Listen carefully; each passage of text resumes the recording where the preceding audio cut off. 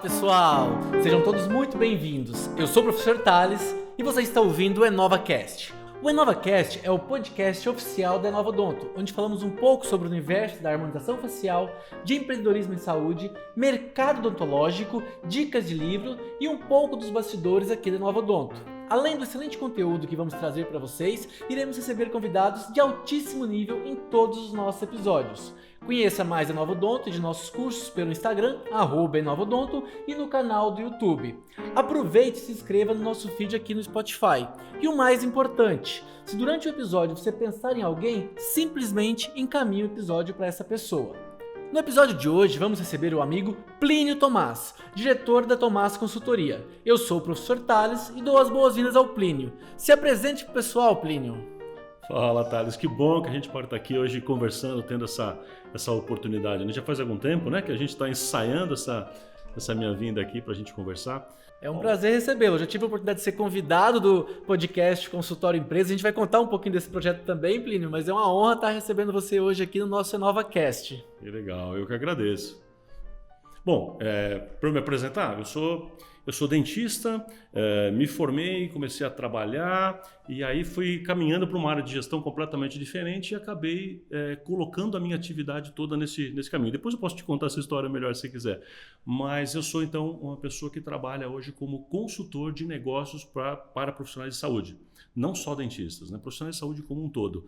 E aí tenho dedicado a minha vida inteira em entender esse mercado, em decifrar e traduzir esse mercado, o que é marketing, o que é gestão de verdade, para que colegas, que profissionais de modo geral possam aproveitar o melhor de toda essa técnica, dessa ciência maravilhosa que é o marketing, de uma forma saudável. É isso que tem sido a minha vida inteira de modo geral. E tem sido feito com muita maestria, Plínio. Eu sou um fã, te admiro, te acompanho aí já faz muito tempo. Era uma referência para mim logo que eu me formei. Depois a gente vai contar um pouquinho mais das histórias. O Plínio ele se formou em Bragança Paulista, né, Plínio?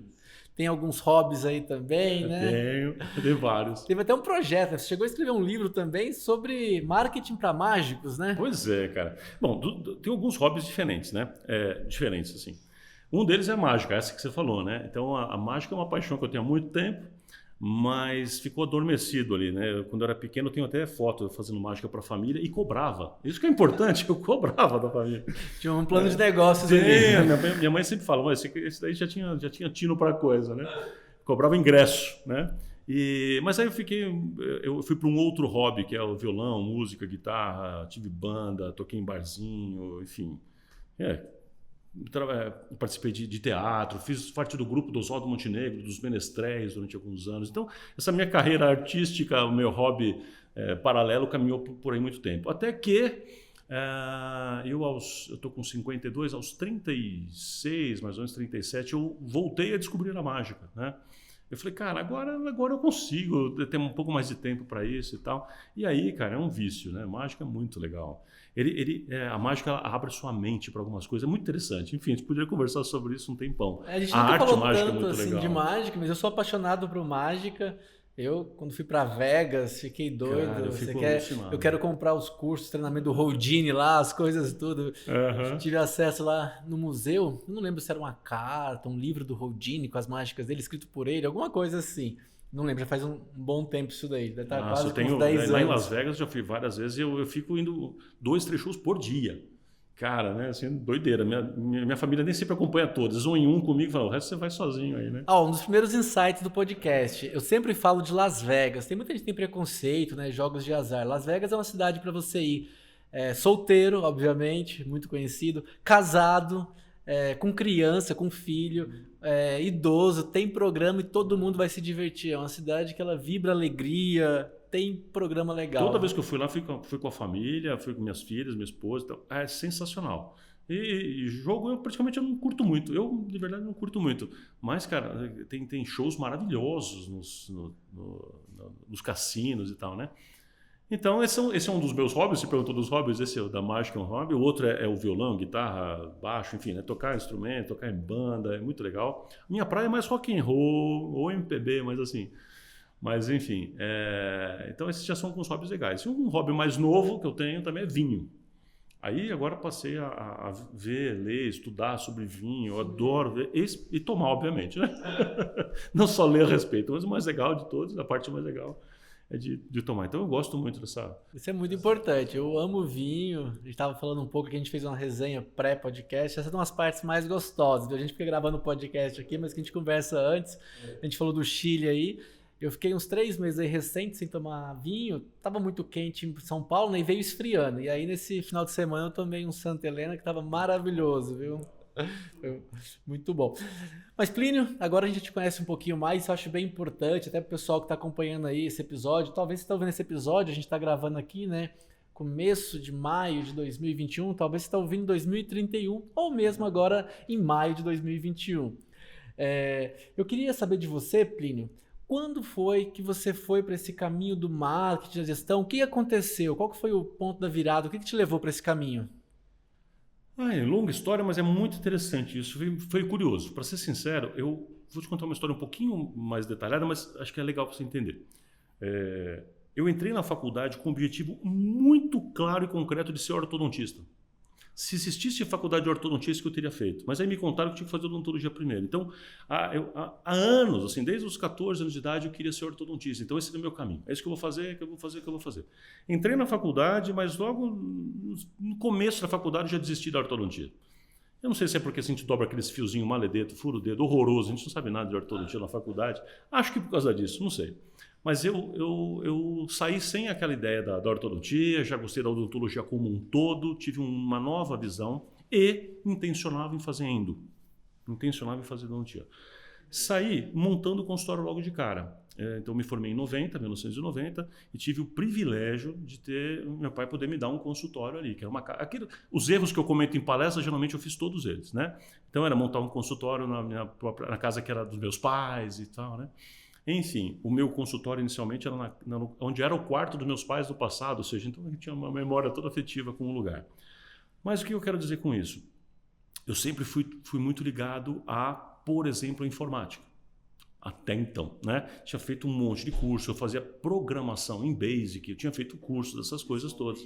Então, aí quando eu me formei então naquele momento, eu montei o consultório já com um computador, já com software. Na época tinham pouquíssimos softwares, tinham 2 ou 3 softwares só. E na verdade um que era o que mais reinava na época, que era o Dental Manager, que foi esse que eu instalei. Então assim, eu já tinha essa coisa de olhar para software e ver números, e olhar para aquilo e começar a ver. Por isso que eu falo para todo mundo hoje, para meus alunos, né? Assim, olhe os números todo dia que o número vai conversar com você. O número te grita na sua cara e você vai aprender com o número, mesmo sem entender o que ele é. Era 100, é 100, é 100, de repente está 90, 80, 70, fala, o que é esse negócio que era 100 que está diminuindo? Então, fica olhando para o número, mas só para você entender. Então, eu já tinha um pouco disso, consultório, fazendo tudo erradinho, mas está tudo certo. Beleza. Fui trabalhar na prefeitura.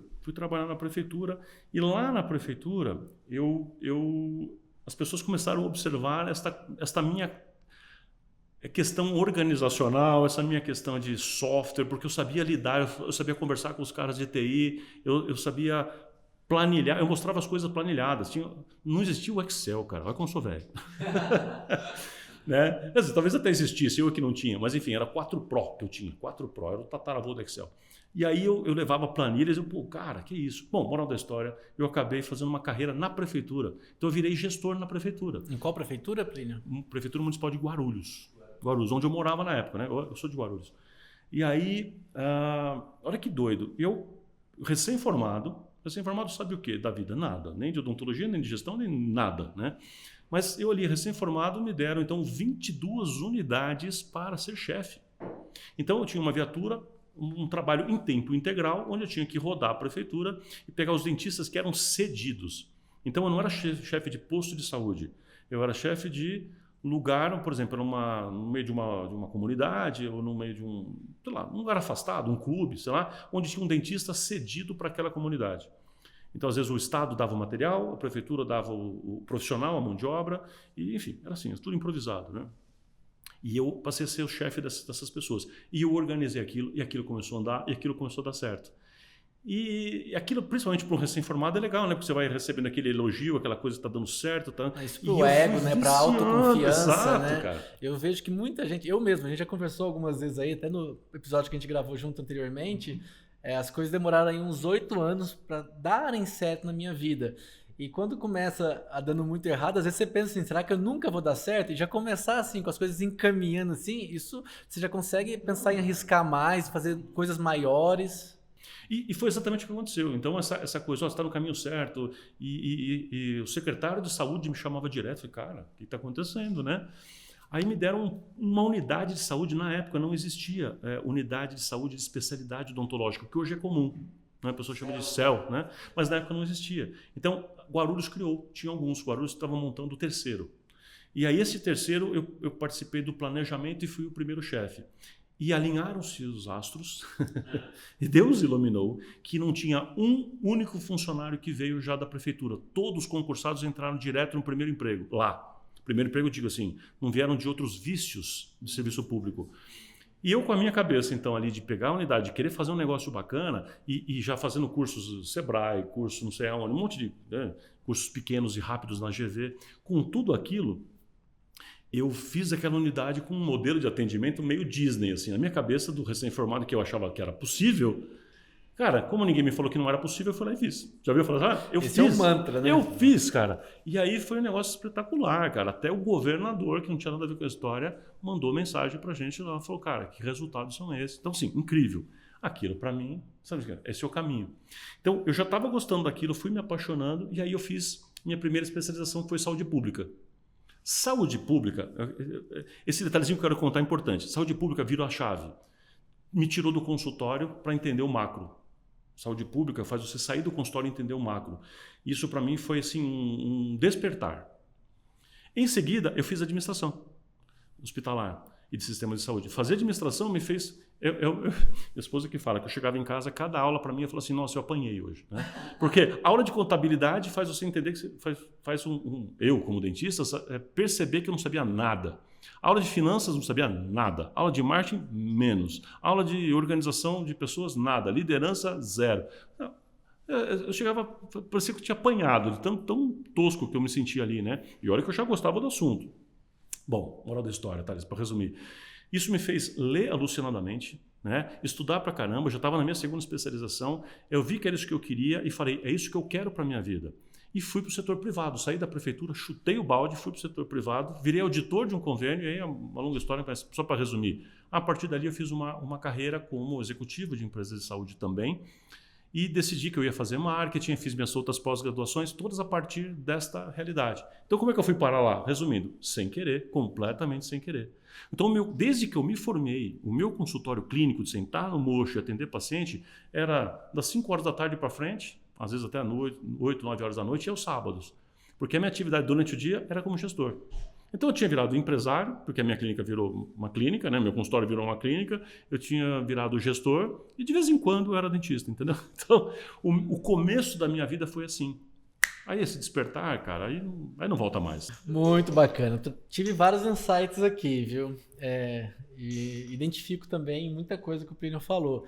Eu entrei na faculdade para fazer ortodontia, talvez muita gente não saiba, hoje eu abordo muito pouco isso. Fiz a faculdade inteira consciente, que era ortodontia, terminei, comecei a especialidade e no meio da especialidade eu acabei desistindo, acabei mudando o meu foco aí. Na época eu já trabalhava com harmonização também e na época a harmonização estava sendo proibida no Brasil. Teve uma resolução lá em 2011, eu estava no meio da especialidade de ortodontia.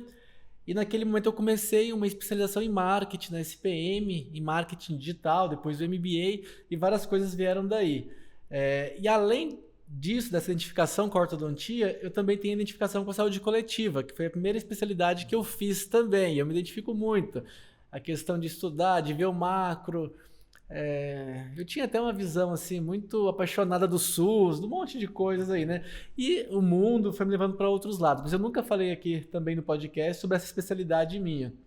Mas isso te dá uma visão completamente diferente. Aí eu fico imaginando, você fez esse sucesso todo lá com as planilhas, né? Eu não sei se você era melhor ou pior dos anteriores, mas com certeza você era bem diferente dos últimos gestores que passaram por lá. E eu te davam parabéns, né? Às vezes nem entendia muito bem o que estava sendo feito. Os indicadores estavam bons, acabava colocando. Mas eu quero entender melhor, Plínio. Como que você vê hoje, você que fez essa transição assim, ir do mercado, do setor público para privado, Como que você enxerga hoje o mercado em relação a quando você se formou, quando você começou, quando você fez essa migração? Porque eu tenho certeza que esse mercado ele acabou tendo muitas mudanças aí ao longo dos últimos anos. Eu queria te ouvir. Nossa, mudou muito, muito.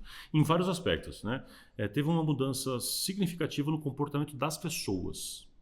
Então, de quando eu me formei para cá, pô, a gente foi meio que, de certa forma, estou arredondando os números, mas foi o início do Código de Defesa do Consumidor, que trouxe um empoderamento para as pessoas com relação ao consumo da relação saúde.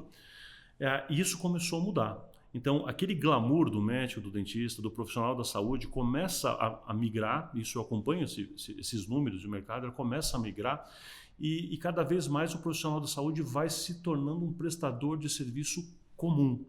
É estranho falar isso, mas de um modo geral isso foi acontecendo no mercado. Então, quase que um endeusamento que tinha do profissional de saúde para se tornar um profissional comum. E tem 2 pontos importantes também aí. O aumento do número de profissionais, né, de ambas as áreas, um aumento grande, que obviamente levou ao aumento da concorrência também, né? Perfeito. E esse foi um dos fenômenos que foram se somando, né? Então, o que acontece? Eu lembro quando eu lancei a primeira edição do meu livro Marketing para Dentistas, a relação profissional, a quantidade de profissionais que tinha ainda, era uma relação, cara, proporcionalmente até que muito boa, né? Mas eu já fiz a crítica ali no livro, olha, nós temos mais dentistas do que deveríamos ter, a nossa relação de proporção já é ruim, então tem muita faculdade, vamos pegar leve. Cara, hoje a gente tem quase o triplo de faculdade que a gente tinha. Só para você ter uma ideia, quando eu escrevi meu primeiro livro, eu não vou lembrar o número exato agora, mas eu acho, se minha cabeça não estiver falando aqui, que tinha uns 119 faculdades em 1990. Hoje, cara, a gente tem... A última vez que eu vi tinha uns 300 e poucas faculdades. Os Estados Unidos naquela época tinham 52. Hoje tem 57. Entende a relação como é diferente? E se a gente pensar na nossa população, a população tem um crescimento proporcionalmente pequeno, né? 1,8% ao ano mais ou menos. O número de dentistas crescendo a 3, 4, 5% ao ano era óbvio que ia dar ruim. Né? A população cresce a 1,8%, o número de dentistas cresce a 3, 4% ao ano, é óbvio que isso ia dar ruim, né? E adivinha, deu. Né? Então teve um momento que isso começou a equilibrar e agora de uns anos para cá ele voltou a crescer desesperadamente, ele chegou a diminuir, a proporção chegou a fazer a curva inversa, mas aí com o advento de FIES, etc, isso fez com que a ascensão social pudesse acontecer de uma forma melhor no país, o que foi muito bom para a ascensão social, mas o nível de entrada das pessoas foi ruim. Então o nível dos cursos caiu, isso não sou eu que estou dizendo, isso é informação pública, o nível caiu um pouco e o volume de pessoas quadruplicou. Então hoje o que tem de dentista se formando era muito mais do que a época que eu reclamava. Então... E hoje pior, com pessoas que estão se formando com um nível um pouco pior. Um pouco pior não é saudosismo isso, é só para dizer que o nível de formação que a pessoa tem hoje, o básico é mais baixo, o básico é mais baixo do que tínhamos há 20 anos atrás. Entendeu? É menos. E do ponto de vista do marketing, daquela época para hoje, como que você enxerga? Já que está tão mais concorrido... Cara, eu era um ET. Eu posso te dizer isso, que eu era um ET completamente. Eu falava, ao mesmo tempo que os colegas me chamavam, me pediam ajuda, minha esposa é médica. Então, amigos nossos, médicos, dentistas, enfim, pediam ajuda, me ajuda a informatizar, me ajuda a fazer tal coisa, enfim, seja o que for. Ao mesmo tempo, quando eu falava em palestras, era chamado para um congresso, alguma coisa assim, cara, muita gente ainda olhava de cara feia. Eu tive situações, dá uma olhada nisso, Thales. Uma vez eu estava numa palestra, uma pessoa no fundão, um senhor, tinha um pouco mais de idade, levanta a mão, eu falo, no meio da palestra, eu falo, pois não, e o cara começa a apontar, levantou, ficou em pé, começou a gritar, dizendo assim, por causa de gente como o senhor, que a odontologia está assim. Eu falei, meu Deus do céu, né? Aí eu falei, mas qual é a relação, né? Ele falou, não, porque vocês, panfleteiros, panfleteiro, eu estou dizendo que marketing não é propaganda, sequer é fazer isso. Estou me colocando contra isso, dizendo que marketing é uma ciência muito mais completa. Ou seja, o cara não viu nada, não prestou atenção de nada, mas mesmo assim estava lá para falar mal. Ou seja, as pessoas tinham uma visão pré-conceituosa, assim, um conceito formado, equivocado do que era marketing. Por isso que eu bato tanto, até hoje eu continuo dizendo que marketing não é vender coisa, não é. Eu posso fazer marketing para campanha, por exemplo, de prevenção de câncer de mama. Não estou vendendo nada, estou fazendo marketing. Então, marketing não é vender coisa e marketing não é propaganda. Então, marketing é uma ciência muito mais complexa, né? Então falar isso era super horrível. Então, né? E esse ponto, o que mudou? É que mudou que hoje é o contrário. Hoje todo mundo fala de marketing, fala muita besteira, inclusive, mas hoje todo mundo já tem uma noção melhor de que é marketing, já fala muito de marketing. Hoje é normal falar de marketing e é natural. Hoje falar desse assunto é natural. É estranho, você vê em rodinhas de dentistas, por exemplo, conversando, e todo mundo fala sobre marketing de uma forma natural. Pode não saber em profundidade, pode ter, tudo bem, mas não é mais um assunto estranho. É um assunto presente. Então, o que mudou é isso. Isso mudou fácil. Então, esse assunto, para eu poder falar, hoje eu falo num congresso, a sala lota. Antigamente era assim, cara, mas marketing não. A pessoa entrava meio que olhando para os lados para ver se ninguém estava vendo ele entrar na sala, entendeu? Entrava escondido, clube escondido. Eu me formei em 2009, me envolvi com marketing aí desde o início, sempre fui apaixonado. Durante a faculdade, tive a oportunidade de fundar uma empresa júnior, Odonto Júnior, e sempre gostei desse tema, mas eu era visto pelos meus colegas de turma, tudo como mercenário, esse cara que fala em marketing, só pensa em dinheiro, marqueteiro, né?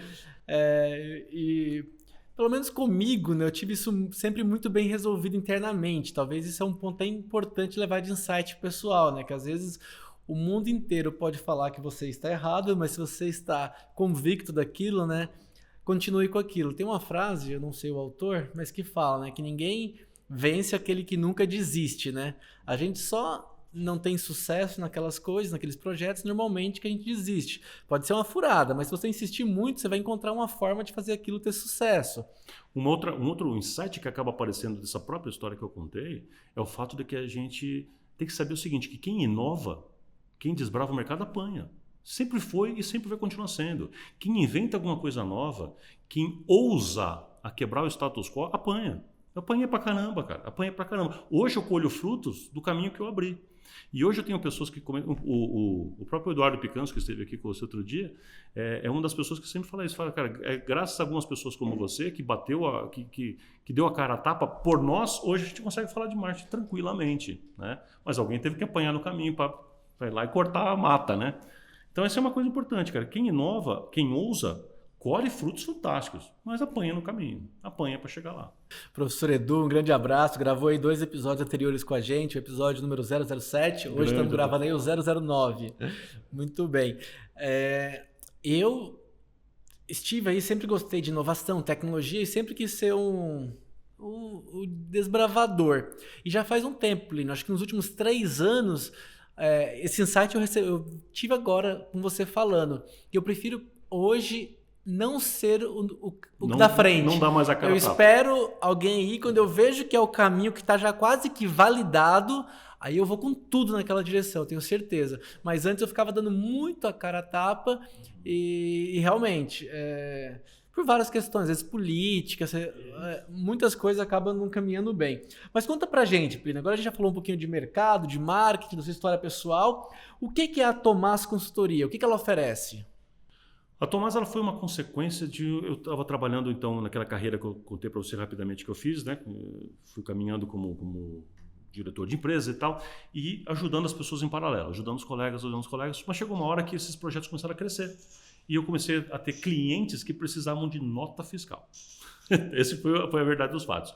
E, particularmente, um deles foi a PCD. A PCD me contratou. A PCD regional, né? De Guarulhos, para variar.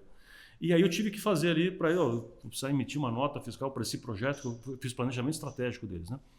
Aí tá bom, então o que eu fiz? Eu abri um CNPJ com o nome, meu sobrenome, óbvio, né? Então porque era isso que eu queria, era só um CNPJ para poder fazer esse trabalho em paralelo que eu fazia. Só que o negócio foi dando muito mais certo e acabou que essa estrutura paralela se tornou maior do que a minha carreira ali como executivo, até que eu larguei a outra carreira para me dedicar somente a isso. Então, o que é a Tomás? É uma empresa de consultoria e treinamentos, capacitação e pesquisa para a área da saúde. Muito bom. Conta pra gente, Plínio, alguns números. O que você pode falar, por exemplo, número de clientes, alunos. A gente nem falou ainda, mas o professor Plínio, para mim, é o grande autor aí da área de marketing odontológico, gestão de odontologia. A gente vai falar um pouco sobre isso mais para frente também. Quais os profissionais que você atende? Quem são os seus clientes? Vocês também fazem pesquisa de mercado? Conta um pouquinho mais. Joia. Bom, alguns números. Já tivemos, a última estatística que eu peguei lá, tinha 14 mil e poucos alunos que já passaram por nossos cursos e palestras. 3.400 e poucos clientes que já fizeram um trabalho com a gente. Então tem um número expressivo. E isso é Brasil inteiro. Tem 3 estados que eu nunca atendi ninguém. O restante, Acre, Roraima e Paraíba. O resto, o Brasil inteiro já tem, por alguma razão, não sei por quê. E, enfim, então, cara, um número expressivo, né? 3.400 clientes nesse tempo, em projetos e tal. Isso profissionais de saúde de um modo geral. Então a gente atende o pequeno porte com projetos de consultoria e mentorias principalmente, né? Eu atendo o que eu chamo de grande porte, que é a indústria, que é convênios, às vezes alguns operadores me chamam para algumas coisas mais estratégicas, franquias, né? Para pensar em negócios como um todo, indústria farmacêutica, enfim, né? Então tem o grande porte, que eu vou fazer um projeto estratégico, lançamento de um produto, reposicionamento de marca. Então, às vezes, os caras me chamam para esse tipo de coisa. O pequeno porte, que é dentista, médico, fisioterapeuta, nutricionista, enfim, com o seu consultório, pode ser um consultório micro. A pessoa é sua secretária e, às vezes, nem isso. A gente faz também. Muita gente nem sabe, né? Eu comentei aqui já da questão de pesquisa de mercado, né? Muitas empresas, não vamos citar nenhuma empresa nesse caso aqui, mas às vezes vão lançar um produto, um implante, vão lançar um alinhador, um clareador, alguma coisa, vai fazer essa pesquisa de mercado. E até mesmo um consultório, né? Vou abrir um consultório, ou já tenho o consultório aberto, mas não está andando, ou está andando, o que eu posso fazer de uma pesquisa para melhorar? Conta um pouquinho desses 2 cenários, desde o cliente maior até o cliente ali, o consultório pequeno também. Tá, é legal isso aí, você mencionar isso. Do cliente do grande porte, alguns inclusive até contratualmente não posso mencionar, né? Porque alguns não querem que seja falado de jeito nenhum. Mas enfim, então por exemplo, você tem lá uma empresa que quer lançar um determinado produto ou quer pegar uma praça onde ele não está. Então tem lá um implante, uma marca de implante que quer pegar a região centro-oeste. Isso aqui é um caso real. Então tá, como? Então nós vamos pensar na estratégia para isso e quais serão a sequência. Eu criei um modelo em espiral lá, vamos começar aqui por essa capital, fazer em volta, usar um modelo de rede. Então esse tipo de coisa tem. Uma operadora também falou assim, não estou conseguindo ter credenciados numa região que eu preciso expandir. Então nós estamos aqui com um projeto de expansão comercial, mas a gente não vai ter o credenciado para fazer. Então, como é que a gente vai fazer esse credenciamento, já que as pessoas ali têm uma barreira? Então, vamos pensar de mercado de uma forma diferente. Então, eles me chamam para esse tipo de coisa. Para aumentar relacionamento, por exemplo, uma vez também, uma indústria farmacêutica precisava aumentar o relacionamento com o médico pediatra. Então, vamos pensar numa estratégia para isso. Aí eu criei um material, a gente fez um material escrito que começou a ir para as pessoas e por aí vai. Um pedaço do meu livro em fascículos, isso foi discutido também. Então, trabalhar... e pesquisa mesmo. Às vezes só pesquisa. Isso que eu falei foram de estratégias. Às vezes eles pedem só números de mercado. Por exemplo, rede de franquias. Falam, olha, eu quero expandir, precisamos estudar para onde. Então, ele me contrata um mapeamento do mercado para que eu decifre para ele as vantagens e desvantagens, um geomarketing, né, de uma determinada região. Então, a gente faz isso também. Então, a empresa tem um braço que é voltado para o estudo de mercado, né? Eu, particularmente, outro dia me disseram isso, enfim, eu vi de fora, que eu Tomás, empresa, né? Que eu sou a empresa que mais estuda comportamento de compra da América Latina, em saúde. Então, nós temos um braço para estudar comportamento de compra, de pesquisas. O que significa isso? Como é que as pessoas escolhem seu dentista? Como é que as pessoas escolhem seus médicos? Um laboratório de análises clínicas. Quais os critérios para mudar de hospital e escolher uma maternidade? Cara, é complexo pra caramba entender esse negócio, né? Tem muita neurociência envolvida com isso, muita coisa. E esse é um assunto que eu sou apaixonado desde a época que eu fiz SPM também, igual você. E eu sou fascinado por esse assunto. Então, cara, eu gosto disso e aí junta, né, a fome com a vontade de comer, a gente fica vendo isso. Então, essa é uma atividade que a gente tem bacana. A outra porque a maior parte do meu tempo eu invisto em fazer atendimento para o profissional. Então, o cara que pede mentoria mesmo, como é que me ajuda aqui, pelo amor de Deus? Eu acho muito importante falar isso, né, Plínio? Porque a gente já viu muito aí esse cenário, né, da empresa aí de mentoria, consultoria, e às vezes a pessoa está precisando de ajuda, ela nem sabe pedir ajuda, né? Por onde que eu começo? Tem tanta coisa que ela nem sabe colocar de equipe, a financeiro, a cliente. E pior, às vezes a pessoa tem um diagnóstico errado. E eu falo isso muito, falo assim, a gente da área da saúde sabe que é um diagnóstico errado corresponde a um tratamento errado. E muita gente me procura com um diagnóstico errado. Ela acha, tem um problema aqui. Não é, cara. Se eu te entregar o que você está me pedindo, você vai gastar um dinheiro, não vai resolver, você vai ficar chateado comigo, não é esse o problema. Às vezes a pessoa não consegue entender. Quer dizer, ela tem uma estrutura de atendimento errada, precificação errada. Cara, tudo. Né? É um marketing errado. Ela está atraindo gente. Quer ver um exemplo? Posso? Por favor. a pessoa tem um problema de venda. Então ela fala assim, Plínio, eu ouvi você falar que a gente tem que ter uma taxa de conversão. Eu vi uma palestra sua em algum lugar que você fala de uma taxa de conversão que tem que ser de número tanto e tal, e eu recomendo que seja no mínimo 75%. Né? E a pessoa ouviu falar isso, ela fica com um trauma, ela nem dorme à noite, ela tem pesadelos, ela fala, nossa, porque eu estou tendo 20% a 30%. Conclusão, eu sou um péssimo vendedor, não sei vender. Às vezes não. Então, assim, ela vem com esse diagnóstico, ela quer resolver aprendendo, porque ela ouviu falar que tem que saber de gatilhos mentais, que ela tem que saber de uma técnica de venda, e não é isso. Às vezes, por que ela tem essa baixa conversão? É porque ela está atraindo o cliente errado. Ela está fazendo um processo de atração do lead, um método que ela faz para fazer com que o telefone toque, vamos usar uma expressão assim, o que ela está fazendo para as pessoas se aproximarem está errado. Então ela atrai gente errada. Se eu atraio gente errada, o que acontece com a minha venda? Despenca. Então, às vezes o problema dela não é a incapacidade de venda, é uma capacidade errada de atrair gente errada. Então, para consertar a taxa de conversão, o que a gente faz? Arruma o marketing, você vai arrumar a forma de comunicação, a forma de atração de cliente. Arrumou aquilo, você atrai as pessoas mais certas, mais qualificadas, a pessoa qualificada fecha muito mais. Aí, magicamente, a pessoa vai para os 80% de conversão. Fala, mas o que você aprendeu de venda? Nada. O que você fez, na verdade, é consertar o nível anterior. Eu atraí as pessoas certas. E quando a pessoa para pensar, faz todo sentido. Mas na hora, as pessoas me procuram com um diagnóstico errado. Aí, cara, eu fico um tempão para explicar para a pessoa que se eu fizer o que você está pedindo, ou se você comprar o meu curso de vendas, eu tenho um curso de vendas, mas se ele comprar o que chama Somar, se ele comprar o curso de vendas, não vai resolver. Porque o problema dele não é venda. Naquele caso, ele está me narrando um fato, falando, você já vai, né, com a experiência, falando, não é venda o seu caso, cara. Tá a fase anterior. E contextualizando aí com as nomenclaturas, né, que a gente... Hoje em dia a gente até falava isso, né? Os dentistas hoje em dia já sabem muito mais de marketing, muita gente que está ouvindo isso aqui já sabe o que é lead, o que é CAC, né? Lead, basicamente, se alguém ainda não sabe, é o contato, né? O que o professor Plínio acabou de falar foi, às vezes a pessoa está trazendo ali muitas pessoas, um público grande, com um lead mais barato, mas que não é qualificado. Às vezes vai aumentar o custo do lead, mas vai baratear o custo do CAC, que é o custo de aquisição do cliente. Eu acho que isso seria mais interessante. Você traz menos lead, mas traz lead mais qualificado, né? Vamos fazer uma campanha, anúncio no Facebook, anúncio seja onde for aí, no Instagram, para um público bem qualificado, a chance de conversão é muito maior. O público provavelmente já vai querer, e se você for um bom vendedor e estiver preparado, aí vai fácil, né? Eu até brinco hoje em dia, Plínio. Hoje em dia, eu acho que assim, é difícil fazer uma venda. Eu sofro muito a venda. O cliente já vem comprado já, assim. O paciente, quando ele vem, eu não tenho hoje em dia nenhuma dificuldade. Eu fui criando isso ao longo do tempo e eu chamo muito isso de mágica. Eu falo que o foco é onde ninguém está vendo. A mágica está acontecendo num lugar e você está concentrado em outro. Às vezes eu estou fazendo live no Instagram, divulgando coisas, sei lá, para alunos, e tá aparecendo um monte de pacientes interessados. E eu nem tô falando.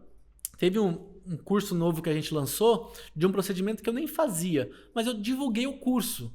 Lançamos o curso. A quantidade de paciente particular que me procurou, porque por ser professor daquele curso e tal, não era nem algo que eu tinha planejado. Foi totalmente assim orgânico, que foi algo bem interessante. Dei um exemplo aqui bem rápido do meu dia a dia mesmo, né? Mas no próprio consultório, né? Às vezes a gente faz alguns elementos, o vídeo que está passando na recepção, várias coisas que a gente coloca, a gente deixa a sementinha ali na cabeça do paciente já para oferecer aquilo no futuro.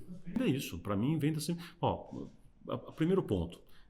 Eu amo esse assunto de vendas, né? Então, venda, na verdade, eu chamo de adesão. Porque, às vezes, a adesão não envolve dinheiro. Por exemplo, se eu atendo um paciente, eu sou um médico, ou mesmo dentista, enfim, eu sou um médico, atendo um paciente do convênio. E, às vezes, não tem dinheiro envolvido. E, às vezes, o cara não converte mesmo assim. Por quê? Porque ele não sabe fazer a adesão do paciente. Então, se o paciente fez a adesão, por exemplo, o médico está lá e fala para a pessoa, olha, você tem que comer diferente, tem que fazer um exercício, tem que tomar isso aqui 3 vezes por dia. O cara não faz.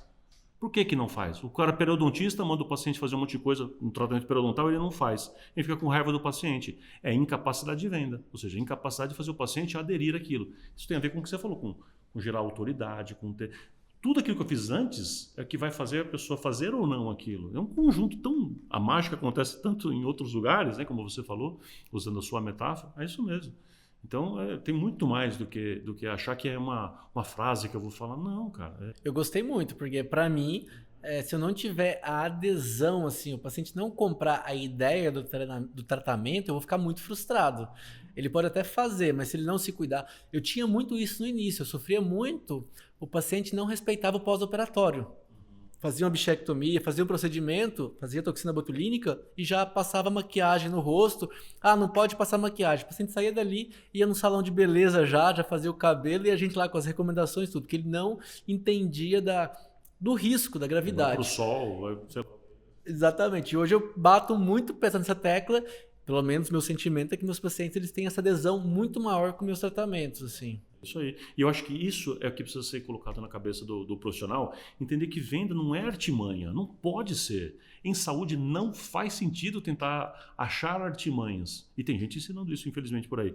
Mas a ideia da venda é falar assim, como é que eu me apresento de uma forma coerente que faça sentido? Vou dar um exemplo, mais um aqui. Vou falar até de pesquisas que eu faço. Uma das coisas que faz mais o paciente não aderir a um tratamento, sabe qual que é? Não entendimento. A pessoa pode até não te dizer que é esse motivo. Não entendimento, não clareza gera insegurança. Insegurança desperta o reptiliano que faz a pessoa ir embora. Ou seja, então ela ficou com medo, ficou com insegurança, incertezas. Ou seja, porque eu não sei ser didático, eu perdi o paciente. Porque eu estou falando da aplicação, do botox, da cirurgia, falo tudo ao mesmo tempo, e você pergunta, ele entendeu, ele vai fazendo com a cabeça aqui em cima, não entendeu porcaria nenhuma, ele não entendeu a sequência, ficou com dúvida, ficou com medo, incerteza não gera valor ele vai embora, ou acha caro. Duas coisas que acontecem, ou ele vai embora ou acha caro, que é tão ruim quanto, ou seja, não tem adesão. Então assim, às vezes como é que eu vou aprender a vender? Cara, aprenda a ser didático, vamos aprender a conversar, vamos aprender a falar, vamos fazer um passo a passo, como é que eu apresento para o cliente para ter certeza que ele entendeu na linguagem dele. A gente quer falar um bonito e tal. Lá no início eu falei da autoconfiança, né? E tem outra coisa que a gente sempre fala que é a comunicação, que no caso seria o entendeu, né? A gente conseguir realmente ser o mais didático. Às vezes, né, no curso, né, a gente tem que se conter com algumas palavras, não pode falar bigode chinês, né? Isso é um nome popular. Mas na frente do paciente, às vezes tem que falar exatamente a língua dele para que ele possa entender aquilo do tratamento. Eu sei que você tem outros produtos, Plínio. Desafio, curso pleno, mentoria. Conta pra gente um pouquinho mais sobre eles. O desafio, eu sei que começa uma agora no final do mês. Desafio é um negócio que eu estou meio apaixonado por isso. Vou te contar que eu estou viciado nesse negócio. É a segunda edição que eu vou fazer desse desafio. Eu chamei ele de 5x6. Por quê? Porque 5 semanas seguidas, só dando uma folguinha de domingo. Então 6 dias por semana, segunda a sábado, só folgando aos domingos. Qual o objetivo desse desafio? O objetivo, eu chamo de desafio 5x6, desbloqueando o empresário em você. Porque, cara, eu acho que hoje em dia, por aquilo que a gente falou agora há pouco, as pessoas, os colegas, enfim, já ouviram falar de gestão, já ouviram falar de marketing, fuçaram no YouTube, já viram coisa pra caramba, já viram coisa até que eu falei mesmo, eu mesmo, já viram já leram um livro, mas às vezes a pessoa ela não tem ou coragem ou ela não se sente preparada, ela não se sente empresário e ela não sabe fazer, ela não sabe colocar em prática. Né? E as pessoas colocam um bloqueio tão grande nessas crenças que ela alimenta que eu não sei nem nunca vou conseguir, eu sou assim mesmo, não vou conseguir nunca, que ela fica travada. Então, o que eu tenho insistido? Que sim, qualquer pessoa pode, eu provo que qualquer pessoa pode. Mas pode, não tem mimimi, pode. Então, o que eu fiz como desafio? Eu falei assim, eu te desafio a te dizer que você pode. Quer se desafia? Aceita um desafio? Eu vou te dar uma tarefa por dia, são 30 tarefas, né? São 5 vezes 6, né? Mas são tarefas tipo de escrever uma monografia, um TCC, de colocar em prática? É um TCC, tem que fazer... Não. Conta pra gente um pouquinho. Tem que ir na praça da Sé e pregar pras pessoas e não é assim. Conta uma tarefa aí que você já fez um desafio anterior, uma só assim. Uma tarefa, por exemplo? Tá. Então a pessoa tem que falar o seguinte, olha, eu vou falar para ela assim, a partir de hoje você vai enxergar que a sua estrutura do seu consultório tem 3 áreas, 3 departamentos, tem 3 áreas. Uma área é uma área clínica, outra área é o que eu chamo de comercial, que é o que eu tenho que pensar em como atrair o cliente e fazer essa venda e tal. E a outra área é o administrativo financeiro.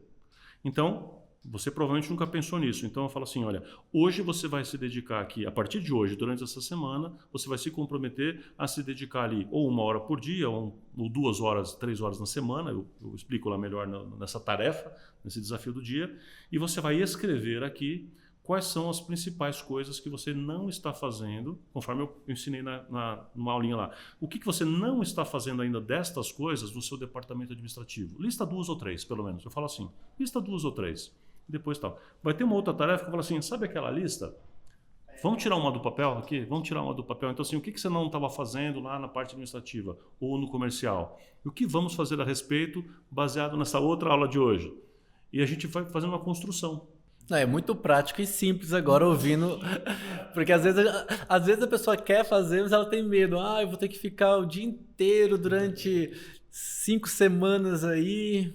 Eu tenho formação em PNL também, e algumas outras coisas, em hipnose. E aí eu fiz uma primeira versão, aí mostrei para minha esposa, né?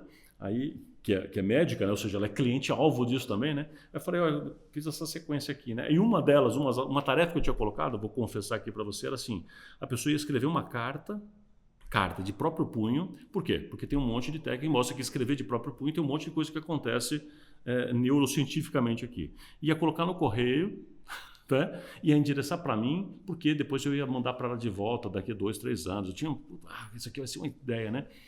Aí minha esposa leu o desafio todo que eu tinha preparado na versão original, né? Falou, cara, maravilhoso, né? Só que isso aqui não, né? Falou assim, quem é que vai querer parar, tem que sair, ir para o correio?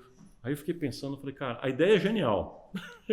Modéstia à parte, a ideia é genial, mas a prática dela não vai ser viável para muita gente. Vai escrevendo, vai para o correio, não vai rolar. Aí eu tirei aquela e transformei ela numa outra. Usei outra forma de chegar no mesmo resultado, né? Mas enfim, é muito isso. Bacana. São tarefas muito obrigado simples. São tarefas simples. Por compartilhar esse backstage aí, né? Como que a gente pensa, como que a gente cria as coisas, né? E o desafio, então, começa agora no final do mês. Acho que não é bom falar de valor, pode ter alguém que vai estar ouvindo isso aqui daqui uns 3, 5 anos, né? Aí pode ser outro valor na época da outra turma, mas né? tem limite, né? De pessoas no Tem, grupo. porque eu não tenho a capacidade de atender tantas pessoas como eu gostaria, né? Na primeira eu limitei a 100, tive 92 pessoas. Essa aqui eu estou com uma limitação de 150 pessoas. Não sei se vão ter, eu espero que sim. Pelo que eu estou vendo, vai ter 150 pessoas e eu vou ter que limitar. Na outra bateu ali na trave. Não, só a tarefa que você falou aí, já fiquei motivado, porque você dividia aqui na minha cabeça, né, a parte administrativa, a parte comercial e a parte clínica, e em todas elas eu vi coisas para corrigir já, para melhorar que eu tenho que fazer. Você sabe, Thales, que isso que você está falando é legal, porque assim, eu vi um resultado tão forte no desafio, tantos feedbacks maravilhosos de gente que conseguiu realmente destravar, que eu resolvi fazer um desafio para secretárias, que acabou agora. O desafio para secretárias ele foi durante 3 semanas. Esse foi, inclusive, de domingo. Foram 21 dias seguidos. Eu chamei de secretária nota 10, no mesmo formato, não formato curso, formato desafio.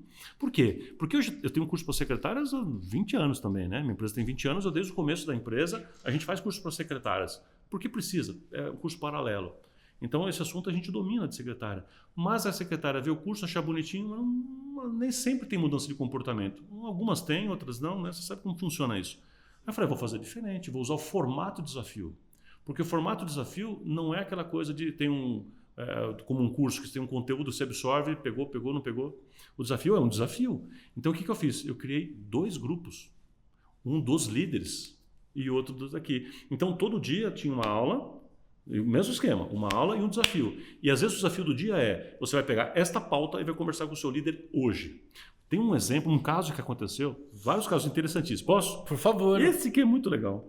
A pessoa, era uma dentista, ela me falou assim que a secretária dela não passava desodorante, tinha cheiro corporal forte.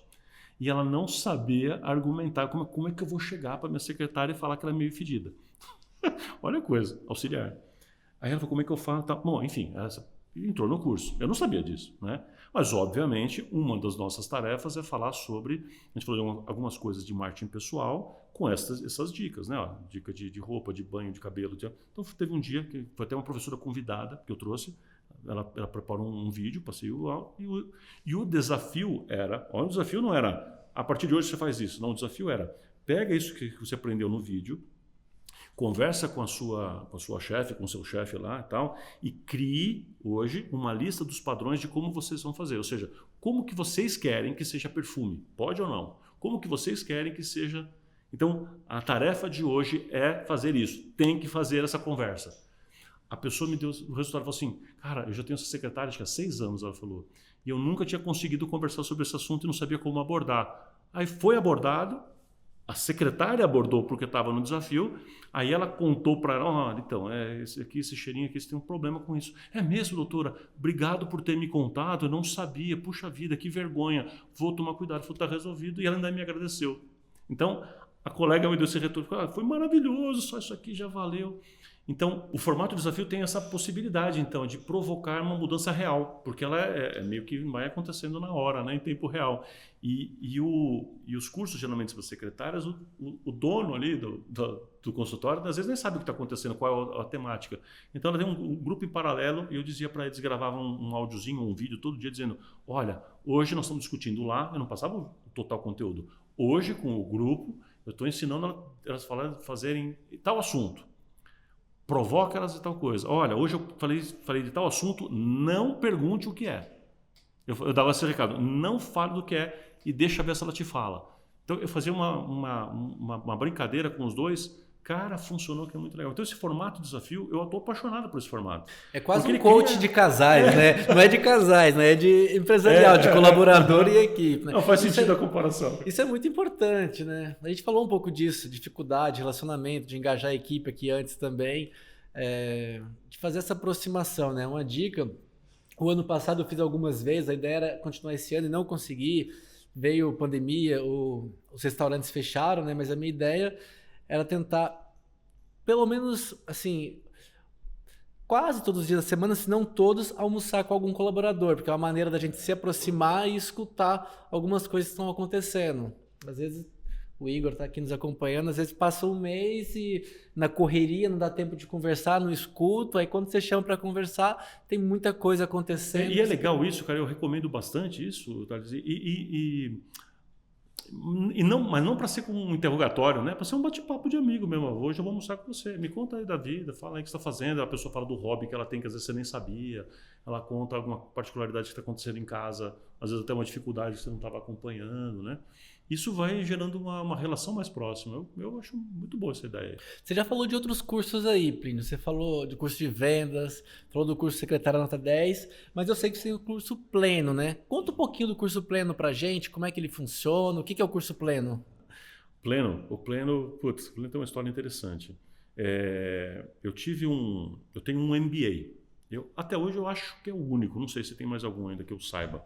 É um MBA mesmo, né? 1 ano e meio de curso, tal, enfim. Grade horária, tudo. Cara, TCC, MBA aí de verdade. Sim. Uma especialização mesmo, especialização lato sensu, eu coordeno e sou professor desse curso, sediado em Goiânia, na FASAN, Faculdade Sul-Americana lá.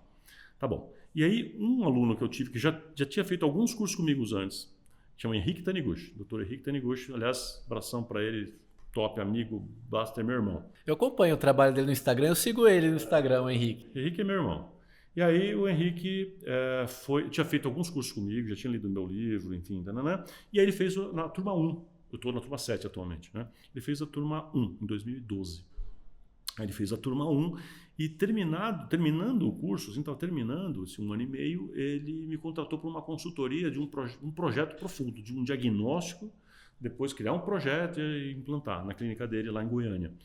E aí, por conta desse 1 ano e meio como relação professor-aluno, e depois mais esse tempo de consultoria, a gente acabou se aproximando bastante ali, tá? Ele é uma pessoa muito, muito bacana. Tá.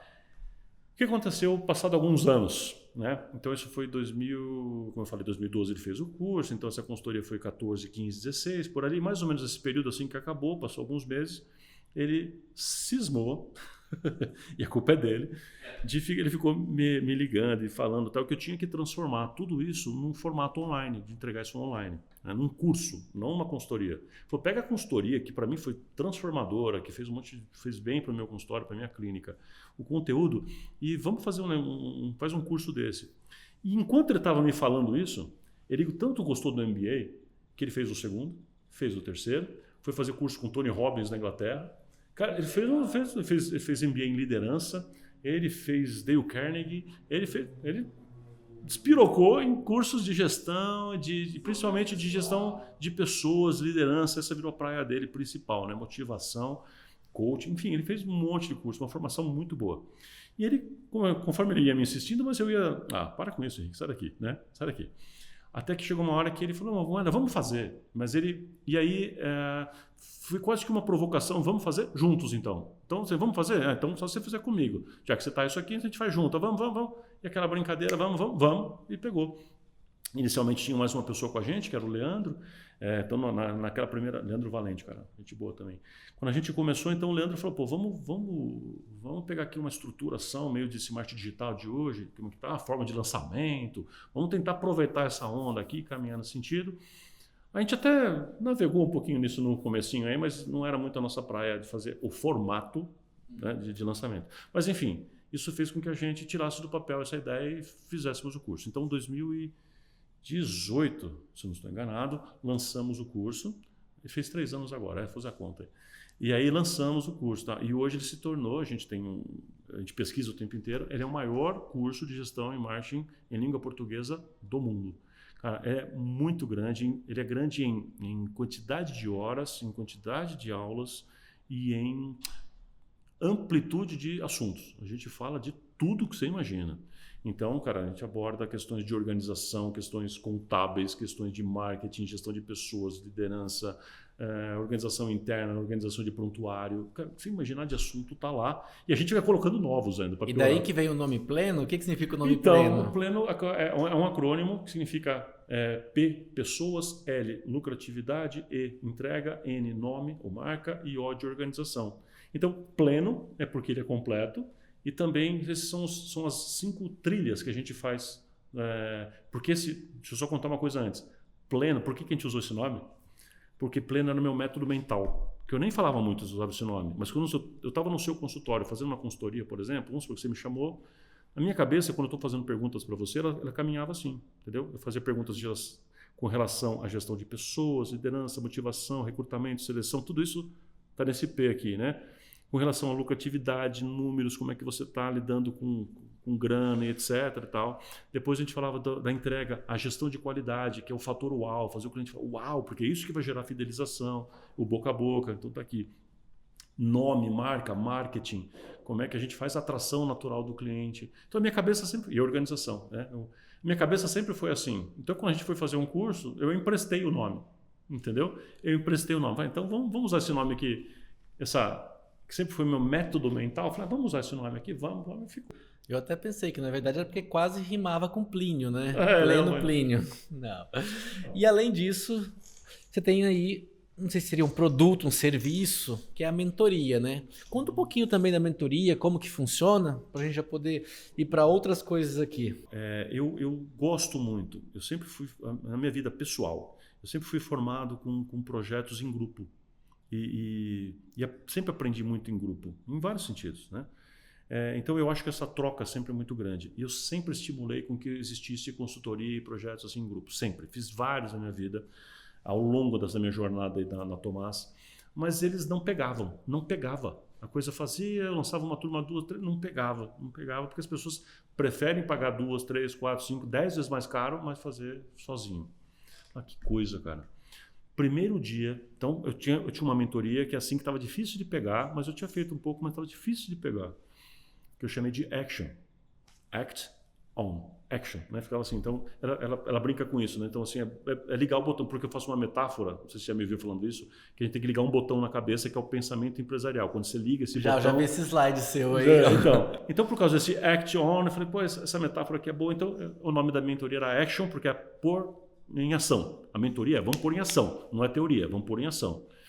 E fazia brincadeira com o act on também, então, enfim, aí tinha lançado isso e estava, cara, que sofrido e não estava funcionando. Juro para você, pintou a quarentena, então, o último dia de trabalho, todo mundo já tinha, a minha equipe já estava em home office há 2 semanas, eu e minha filha só que trabalha comigo, a Ana Carolina, a gente estava no escritório ainda, ela tinha ido embora já, último dia para fechar o escritório, que ficou fechado por 6 meses sem ninguém botar o pé lá dentro. No último dia eu cismei com esse negócio, juro. Peguei o celular, gravei um negócio assim, falei assim, pessoal, olha, sabe essa mentoria extra que eu tenho? Eu vou fazer uma turma aqui com um valor reduzido para ajudar. Ou seja, está todo mundo em pânico, as pessoas estão me ligando chorando mesmo, literalmente me ligando chorando. Falei, olha, eu vou fazer uma turma de mentoria online, em grupo. Quem quiser se inscreve aqui agora. Em uma semana eu fechei a primeira turma. Falei assim, cara, como? Eu estou tentando fazer o negócio funcionar e, pá, de repente, em um ano, hein? Era um ano de mentoria com reunião semanal. Olha a proposta. E pegou, e foi. Aí da primeira, ligou a segunda, que foi para a terceira, que foi para a quarta turma, e taraná, né? Enfim, então agora é isso. Então a mentoria é um negócio que eu sou apaixonado por isso, porque a gente tem interação. Então a gente se reúne semanalmente. Hoje não é mais um ano, eu reduzi, né, o tempo dela, mas não importa, dá no mesmo. A gente se reúne semanalmente num grupo e a troca do grupo é riquíssima. Hoje, por exemplo, de manhã a gente fez um grupo de mentoria. E estamos falando sobre... Eu dei uma lição de casa para todo mundo para eles pensarem em ações específicas dentro de uns drivers lá, que eu tinha explicado. Então hoje cada um veio trazer as ideias. Cara, o povo estava alucinado, um copiando assim, se inspirando na ideia do outro. Falou, cara, essa ideia é boa, complementa. Então cada um veio com 20 ações por driver e saiu com 30, 40, 50. Cara, então assim foi todo mundo, entendeu? Agora vai passar essa semana sem dormir de implantar as coisas, as ideias que teve hoje de manhã. Então a ideia da mentoria vou te explicar de uma outra forma, é um passo a passo, é pegar na mão e vamos junto. As pessoas falam assim, então, mas a mentoria é só para quem já sabe, né, Plínio? Não. Eu até prefiro que a pessoa não saiba nada. Eu até prefiro, porque eu falo assim, ó, primeiro dia, vamos começar do zero. O que você precisa saber? Como é que você vai organizar? Bom, a primeira coisa é, separa as contas. Sabe o básico, né? Que é básico, mas muita gente não faz. Então, como é que eu separo as contas? Eu não tenho nenhum número, mas eu acredito... Talvez ainda hoje, em pleno ano 2021, quase 50% do mercado aí ou mais ainda tem as contas pessoa física. Muito mais, eu acho. Muito mais, Plínio? Eu tô muito otimista. Muito mais.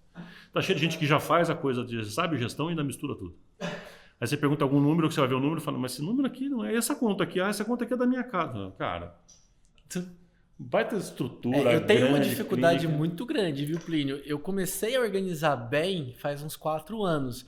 Mas até hoje, às vezes eu vou comprar alguma coisa e aí a compra não é aprovada no cartão da empresa, às vezes é de madrugada, 2 da manhã, resolve comprar uma coisa para a empresa, está aquele impulso, né? A emoção, a venda, eu quero comprar naquela hora.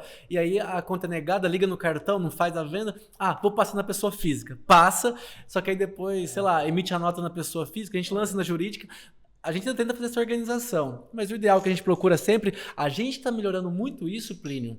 De vez em quando passava alguma coisa que a gente tinha que lançar direitinho para ajustar, mas com o Pix, desde que veio o Pix e tendo dinheiro em caixa, né, a gente consegue fazer esse controle muito melhor. Hoje em dia, eu tenho a parte financeira, né, que é a Fabiana, que me cobra muito. É bom ter uma pessoa assim. É bom, muito bom. É bom. Te coloca na linha. Assim. Como é que ela chama? Fabiana? Fabiana. É bom ter uma Fabiana ali, porque assim, mas chefe, aí, chefe, de novo não. É bom ser essa pessoa. Eu não quero levar a cobrança dela, né? Eu tenho uma Ana Carolina que faz isso, que é minha filha. Não, pai, parou aqui. Isso é muito importante, mas muitas pessoas, às vezes, empresa, né, faz tudo e acaba misturando tudo a conta de casa, né? Tem muitas coisas que a gente pode até falar, né? Minha contadora que fala muito, assim, isso eu já acompanho faz anos, né? Já vi isso muito no mercado ontológico aí também. Pessoal, né, que tem lá um faturamento do consultório e tira o dinheiro do consultório no meio do mês, né? Sem apurar o faturamento mesmo, né? Isso, na verdade, é até crime, né? E muita gente faz isso com as empresas e não tem noção do que está fazendo, né? Pega lá emprestado da empresa, né? Como se já fosse lucro do mês e depois o consultório fica no negativo.